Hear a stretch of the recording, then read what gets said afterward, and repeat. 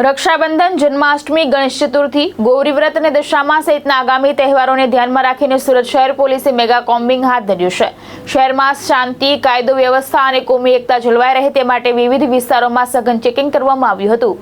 સુરત શહેર પોલીસ દ્વારા હિસ્ટ્રી શીટરો, શંકાસ્પદ વ્યક્તિઓ, પેરોલ ફ્લો ઉપર બહાર આવેલા આરોપીઓ અને સાથે અસામાજિક તત્વોની સઘન ચકાસણી હાથ ધરવામાં આવી હતી।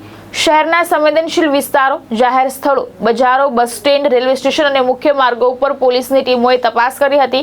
હોટેલ, લોજ, ભાડાના મકાનો અને અન્ય જાહેર સ્થળોનું પણ ચેકિંગ કરવામાં આવ્યું હતું। વાહન ચેકિંગ દરમિયાન શંકાસ્પદ વાહનો અને તેમના દસ્તાવેજોની તપાસ કરવામાં આવી હતી। તહેવારો દરમિયાન કોઈ અનિચ્છનીય બનાવ ન બને તે માટે શહેરમાં પોલીસનું સતત પેટ્રોલિંગ અને બંદોબસ્ત ગોઠવવામાં આવ્યો છે।